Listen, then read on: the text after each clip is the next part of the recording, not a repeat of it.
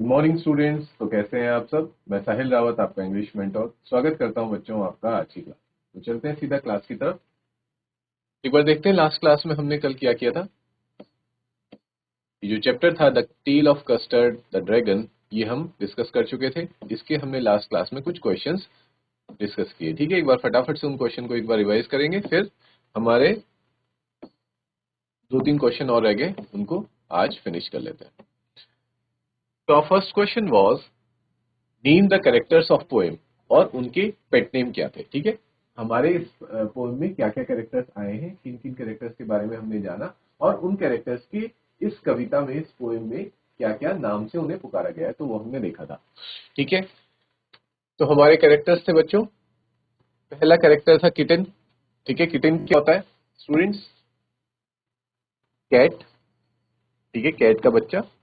ठीक है, little kitten से जिसे बुलाया गया था, उसका नाम था स्टूडेंट्स इंक। ठीक है, किटन का नाम था इंक। सेकंड कैरेक्टर था हमारा माउस, जिसका नाम था Blink. Third character was a dog and its name was Mustard. Fourth character was students the dragon and its name was Custard. Clear है? यहां तक क्लियर स्टूडेंट्स? ओके, तो this was our first question. देखो बोला भी गया the characters in this poem are. अच्छा, इस कैरेक्टर को आप भूलेंगे नहीं, मेन कैरेक्टर ये है बेलिंडा। ठीक है, बेलिंडा क्या है? इन सब की मास्टर है, और इसके सब, ये सब क्या है? पेट्स है। A little black kitten, black colour की किटन है। Little grey mouse, grey colour का एक लिटिल माउस है।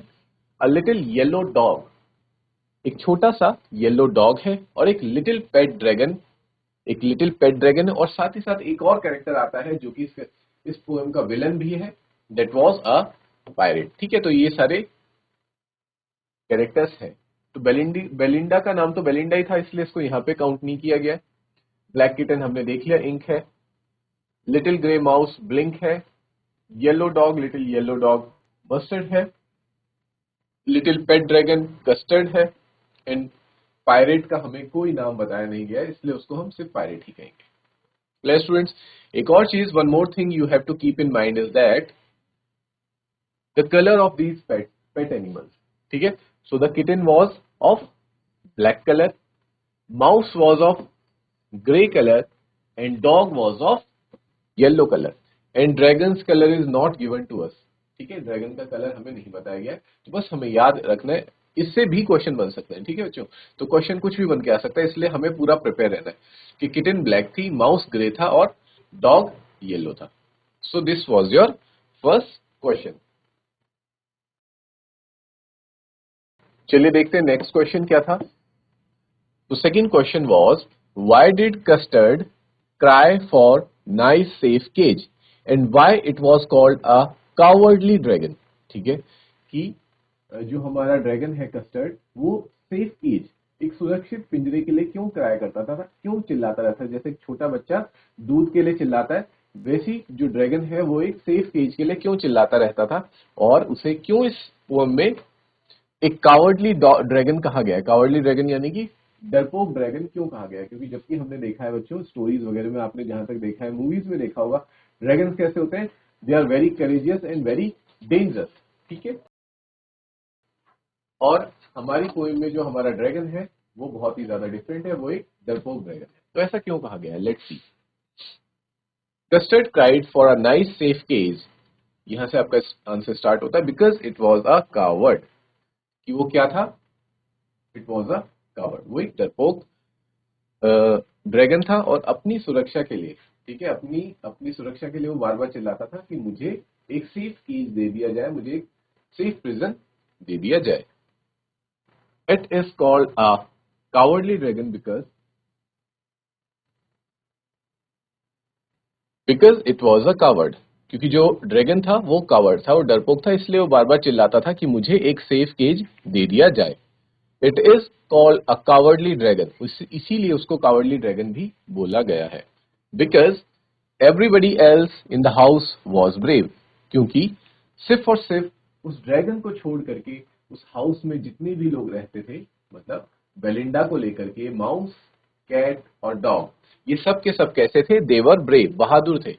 बेलिंडा वॉज, अब बताया जाता है कि बेलिंडा कितनी ब्रेव थी? As a barrel of bears, ठीक है, जैसे भालुओं का झुंड होता है उतना ज्यादा वो बहादुर थी।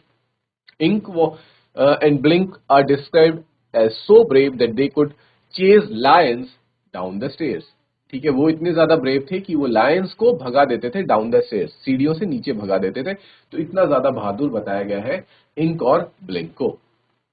And Mustard was as brave as a tiger in rage, और मस्टर्ड इतना बहादुर था जैसे कि कोई टाइगर होता है जब वो गुस्से में होता है, रेज में होता है। कंपेयर टू देम, अगर इनसे कस्टर्ड की तुलना की जाए तो कस्टर्ड क्या था? बहुत ही डरपोक था, इसलिए नाइस एंड सेफ केज के लिए वो बार बार रोया करता था। That's why it is called coward, और इसी कारण बच्चों उसको डरपोक बोला गया, कावर्ड बोला गया, और उसका मजाक भी इसी कारण उड़ाया जाता था। So this was your answer. Clear students? Next question था स्टूडेंट्स हमारा, क्वेश्चन नंबर 3, अनमर्सीफुली वन, कि बेलिंडा जो कस्टर्ड है उसको टिकल किया करती थी, परेशान करती थी, छेड़ती थी, चिढ़ाती थी, और वो भी कैसे? अनमर्सीफुली, बिना दया करते हुए। तो ऐसा वो क्यों करती थी? Why did she do so? So the answer is students, Belinda tickled the dragon unmercifully, कि बेलिंडा ड्रैगन को अनमर्सीफुली टिकल किया करती थी, because it was very scared, क्योंकि वो कैसा था? वो बहुत ज्यादा डरता था, ठीक है, स्केर्ड का मतलब होता है डरना। तो जो ड्रैगन है वो बहुत ज्यादा डरता था, and cried for a safe cage, और हमेशा एक सेफ केज के लिए रोता रहता था, ठीक है, इसी वजह से वो उस बात का फायदा उठाते थे और उसको और ज्यादा चिढ़ाते थे और उसका मजाक बनाते थे। They all laughed at it as it was a coward, और उसका ऐसा उस पर हंसा करते थे क्योंकि वो एक डरपोक की तरह बिहेव करता था। Clear students? और मैंने आपको कल भी बताया था कि हम लोग क्या करते हैं कि जो भी हमारे ग्रुप में कोई ऐसा इंसान होता है जो कि बहुत ज्यादा या तो डरता है या फिर चिढ़ता है, तो हम उसे चिढ़ा और ज्यादा चिढ़ाते हैं, ठीक है। जो इस चीज को ज्यादा इग्नोर कर देता है या फिर ज्यादा परवाह नहीं करता तो उसको बार बार नहीं चिढ़ाया जाता, लेकिन जो ज्यादा डरता है या फिर चिढ़ता है तो उसको लोग और ज्यादा चिढ़ाते हैं। तो वही केस किसके साथ होता था? कस्टर्ड के साथ होता था, क्योंकि वो बहुत ज्यादा कावर्ड था, डरपोक था। तो इस बात का फायदा उठाते हुए बेलिंडा और बाकी सारे पेट्स उसको और ज्यादा चिढ़ाया करते थे, अनमर्सीफुली टीज किया करते थे। Clear students? और हमारा अगला क्वेश्चन था,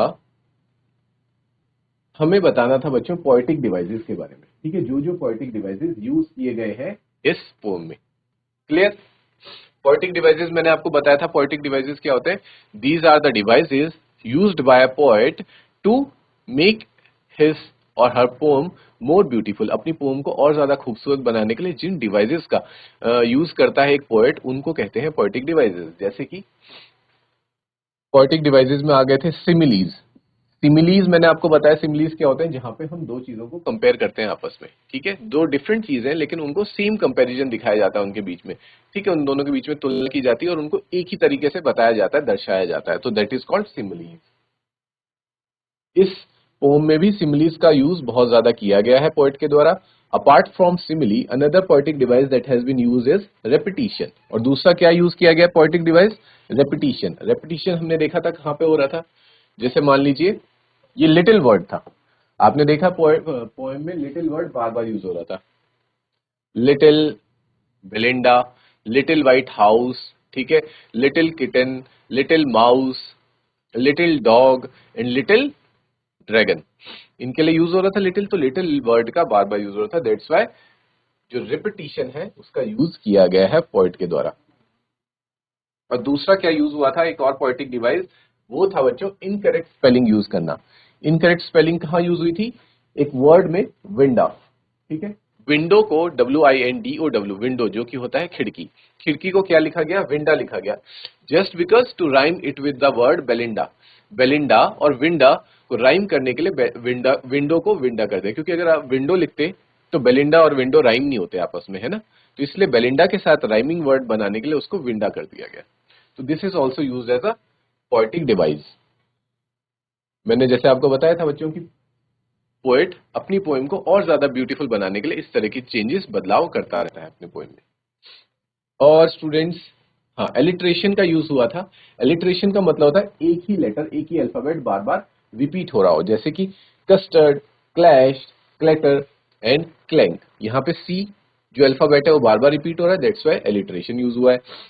सिमिलरली 11th स्टेंजा में gaped, gulped and grog, G बार बार रिपीट हुआ है तो यहाँ पे भी एलिट्रेशन था। क्लियर स्टूडेंट्स, यहां तक हमने कल क्लास में क्वेश्चंस किए थे। इतना क्लियर है आप सभी को? Okay students, let's move to the next question, question number 6। ठीक है, इस क्वेश्चन में हमें बतानी है rhyming scheme of the poem.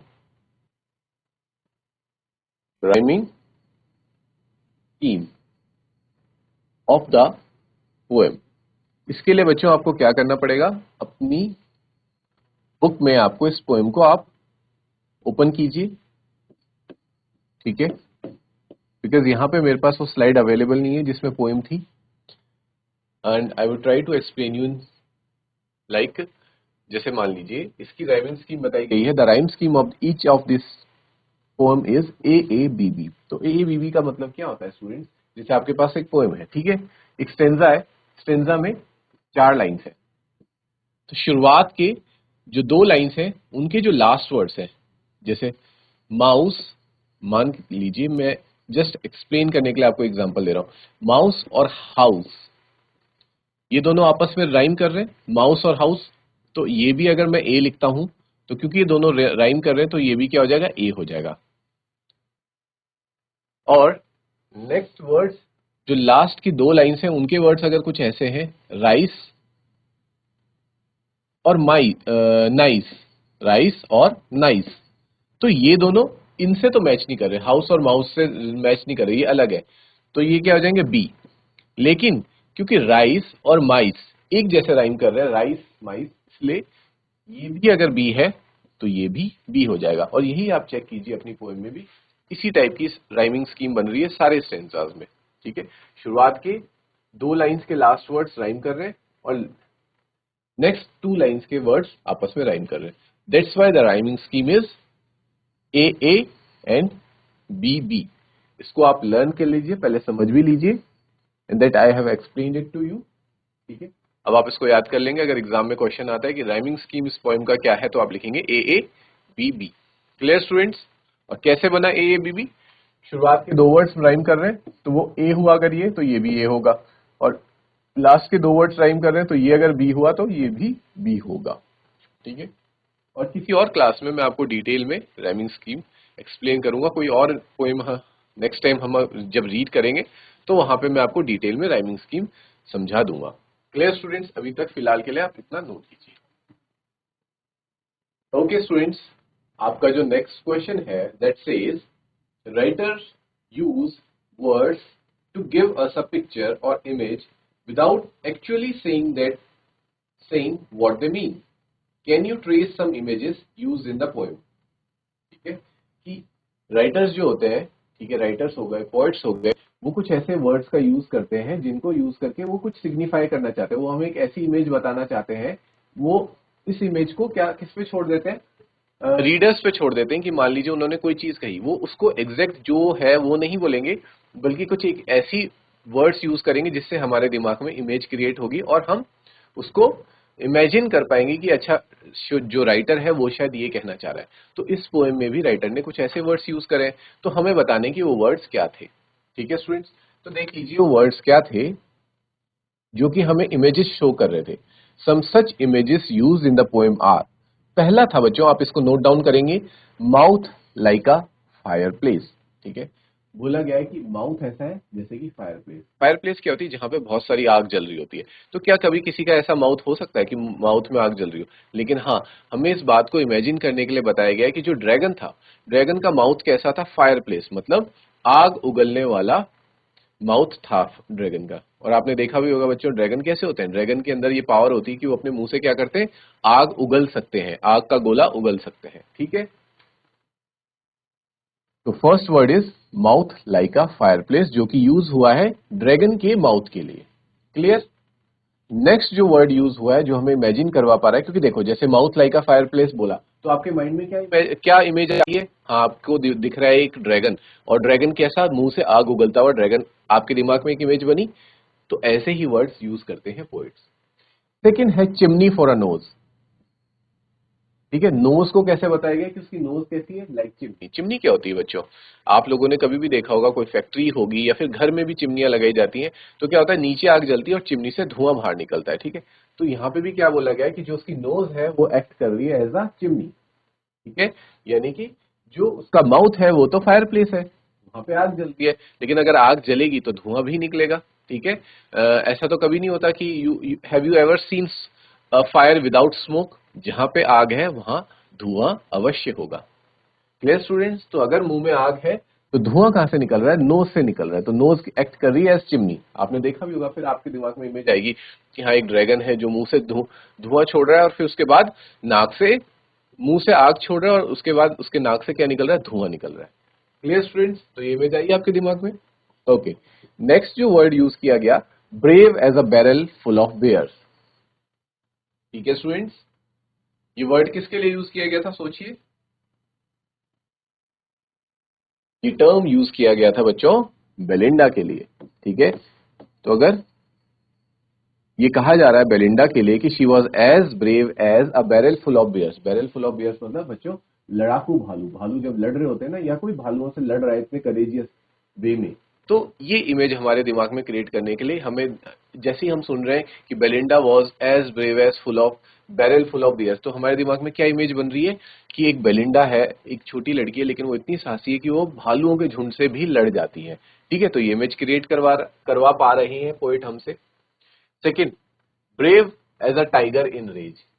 ठीक है, ये किसके लिए यूज किया गया था, ये मस्टर्ड जो डॉग था उसके लिए यूज किया गया था। कि अब ये सुन के हमारे दिमाग में क्या इमेज बनी, हमारे दिमाग में मस्टर्ड की एक ऐसी इमेज बन रही है, एक ऐसा डॉग। ठीक है, सोचिए, आप भी इमेजिन करने की कोशिश कीजिए, close your eyes and try to imagine कि एक डॉग है जो कि कितना खतरनाक है, जैसे कि कोई टाइगर होता है जब वो बहुत ज्यादा गुस्से में घुर्रा रहा होता है, तो वैसा ही डॉग है कौन, मस्टर्ड। ठीक है, तो इससे भी एक इमेज क्रिएट हुई। नेक्स्ट है went at the pirate like a robin at a worm. Clear students, इस ये यूज हुआ था कस्टर्ड के लिए, जब कस्टर्ड बचाने के लिए आता है किसको, बेलिंडा को पायरेट से, तो पायरेट की तरफ कैसे झपटता है, जैसे कि कोई रॉबिन। ठीक है, रॉबिन यानी कि कोई इंसेक्ट ईटर किसी वॉर्म की तरफ। वॉर्म क्या होता है, जो रेंगने वाले कीड़े होते हैं ना, हाँ, उनको खाने के लिए जैसे रॉबिन आता है, तो उस तरीके से। ओके स्टूडेंट्स, रॉबिन जो कि एक बर्ड है, वो वॉर्म को खाने के लिए आती है। ठीक है, उसी प्रकार से जो कस्टर्ड जो ड्रैगन है, वो किसे खाने के लिए आ गया है, पायरेट को खाने के लिए आ गया है। और क्योंकि कस्टर्ड इतना बड़ा है, वो ड्रैगन है, ठीक है, उसके सामने जो वो है पायरेट है, वो कैसा लग रहा है, एक छोटे से वॉर्म जैसा, कीड़े जैसा लग रहा है। तो पायरेट को एक कीड़े से कंपेयर किया गया है और कस्टर्ड हमारे ड्रैगन को एक रॉबिन से कंपेयर किया है, जो कि एक बर्ड होती है जो वॉर्म्स को खाती है, कीड़े मकोड़ों को खाती है। ठीक है, तो यहाँ पे भी कंपेरिजन किया गया और हम इस कंपेरिजन को अपने दिमाग में इमेजिन कर पा रहे हैं। तो ये सारे वर्ड्स हैं जो कुछ पोएट ने यूज करें, डायरेक्ट वो वर्ड ना बोल करके कुछ ऐसे वर्ड्स यूज किए ताकि जो सामने वाला जो रीडर है उनको इमेजिन कर सके। क्लियर स्टूडेंट्स, इन फटाफट इन वर्ड्स को नोट कर लीजिए। Mouth like a fireplace, chimney for a nose, brave as a barrel full of bears, brave as a tiger in rage, went at the pirate like a robin at a worm. और ये भी याद रखना है कि ये words किस किस के लिए यूज हुए हैं। जैसे mouth like a fireplace custard के लिए यूज हुआ है, कस्टर्ड के माउथ के लिए। चिमनी फॉर अ नोज, ये भी कस्टर्ड की नोज के लिए यूज हुआ है। Brave as a barrel full of bears, ये बेलिंडा के लिए यूज हुआ है। Brave as a tiger in rage, ये मस्टर्ड के लिए यूज हुआ है। और went at the pirate like a robin at a worm, ये यूज हुआ है कस्टर्ड के लिए अगेन। क्लियर, नोट कीजिए स्टूडेंट्स इसे। ओके स्टूडेंट्स, जो हमारा लास्ट क्वेश्चन है वो ये कह रहा है कि जो आपने ये पोएम पढ़ी, ठीक है, कस्टर्ड द ड्रैगन, ठीक है, the story of the tale of Custard the dragon, वो एक कैसी पोएम है। Is it a serious poem और is it a light hearted poem. ठीक है, मैं यहां पे लिख देता हूं शॉर्ट में, whether it is a serious poem और लाइट हार्टेड। लाइट हार्टेड क्या होती है बच्चों, मतलब एक जो मजाकी अंदाज में जो पोम लिखी जाए। क्लियर है, लाइट हार्टेड। तो कैसी पोम थी ये, क्या एक सीरियस पोएम थी या फिर एक लाइट हार्टेड पोएम थी। तो आप सब जानते हैं कि it was a light hearted poem. The tale of Custard the dragon is a light hearted poem it is almost a parody, बल्कि सिर्फ लाइट हार्टेड ही नहीं बल्कि एक पैरोडी है। और पैरोडी क्या होता है बच्चों? पैरोडी एक अंदाज होता है पोएम लिखने का जिसमें आप एक कॉमिक वे में, एक मजाकिये वे में अपनी पोएम को लिखते हैं, ठीक है। और इसमें क्या क्या मजाक देखने लायक था वो देखिए। The names of the pets of Belinda are all rhyming and funny. सबसे पहली बात तो जो नेम्स है, ठीक है, बेलिंडा के जितने भी पेट्स हैं उनके जो नेम्स है वही पहली बात सबसे फनी है। सारे एक दो सारे के सारे वर्ड्स कैसे हैं? राइमिंग है, ठीक है, याद कीजिए। कैट और माउस का नाम क्या था? Blink and Ink. Blink, Ink आपस में राइम कर रहे हैं। डॉग और ड्रैगन का नाम मस्टर्ड, कस्टर्ड राइम कर रहे हैं, ठीक है, तो कॉमेडी नेम है और ये साथ ही साथ फनी भी है। बेलिंडा को कंपेयर किया गया है, has been compared to a barrel full of bears. Belinda को किससे कंपेयर किया? कि एक भालुओं से इतनी ब्रेव है कि वो भालुओं के झुंड से भी लड़ सकती है। किटन और माउस को कंपेयर किया कि both little could chase lions down the stage. उनकी तारीफ में ये कहा गया कि ये इतने बहादुर हैं कि ये लॉयंस को भी भगा देते हैं। डॉग के लिए क्या कहा गया था? It was as brave as a tiger. वो एक टाइगर जितना ब्रेव है। और जबकि ड्रैगन को क्या बताया गया था पूरी पोएम में? कावर्ड, डरपोक बताया गया था। और ये भी बोला गया था कि वो इतना डरपोक था कि वो बार बार रोता रहता था और अपने लिए सेफ नाइस केस मांगता था, ठीक है। और इसी वजह से सब लोग उसका क्या करते थे बच्चों? टीज करते थे। टीज मतलब उसका मजाक भी बनाया करते थे, उसको छेड़ा करते थे, ठीक है। ये भी हमने देखा था। However when the pirate came to their little house, लेकिन जब उनके घर में पायरेट आ जाता है, वाकई में एक सिचुएशन, सीरियस सिचुएशन आ जाती है उनके घर में, तो क्या होता है? All of them were engulfed in fair. जितने भी ये बहादुर थे, जिनकी बहादुरी की तारीफें की गई थी, वो सब डर से कांप जाते हैं और अपने आप को छिपा देते हैं। सब कहीं ना कहीं जाके छिप जाते हैं, हमने देखा था। लेकिन ऐसी सिचुएशन में जिस जो कावर्डी ड्रैगन, जो डरपोक ड्रैगन था, वो सामने आता है, ठीक है, और स्नॉट करता है, गुर्राता है एक इंजन की तरह, और पायरेट पे एक रॉबिन की तरह झपटता है, उसे वॉर्म की तरह क्या कर लेता है? चट कर जाता है, मतलब निगल लेता है उसे, ठीक है। तो ये सारी क्या चीजें? कॉमेडी वाली चीजें ये स्टूडेंट्स। और इसके बाद क्या होता है? Everybody became happy to see the bravery. सब खुश भी हो जाते हैं उसकी ब्रेवरी, उसकी बहादुरी को देख के ड्रैगन की। और लेकिन थोड़ी देर बाद फिर क्या करने लग जाते हैं? अपनी बहादुरी के किस्से गाने लगते हैं कि मैं तो तुमसे ट्वाइस ब्रेव हूँ। और कैट और माउस कहते हैं कि मैं तुमसे थ्राइस ब्रेव हूँ, ठीक है। और लास्ट में जो पोम हमारी एंड होती है उसमें फिर से सेम सिचुएशन रिपीट हो जाती है। सारी पेट्स अपने आप को ब्रेव कहने लगते हैं और जो ड्रैगन जो वाकई में ब्रेव है उसे क्या कह दिया जाता है? कावर्ड ही कह दिया जाता है, डरपोक ही कह दिया जाता है, ठीक है। तो इसलिए बच्चों ये जो पोएम थी हमारी एक लाइट हार्टेड पोएम थी। इसी के साथ बच्चों हमारी ये पोएम फिनिश होती है। हमने इसके क्वेश्चन आंसर्स भी आज कंप्लीट कर लिए हैं। आई होप बच्चों आप लोग इसको क्या करेंगे? घर जाके रिवाइज करेंगे और लर्न करेंगे। मिलेंगे नेक्स्ट क्लास में with a new chapter. Till then take care, have a good day and thank you.